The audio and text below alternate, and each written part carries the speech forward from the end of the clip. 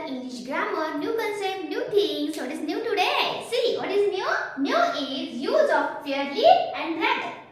आपण fairly कधी वापरायचं आणि rather कधी वापरायचं हे आज आपल्याला पाहायचंय.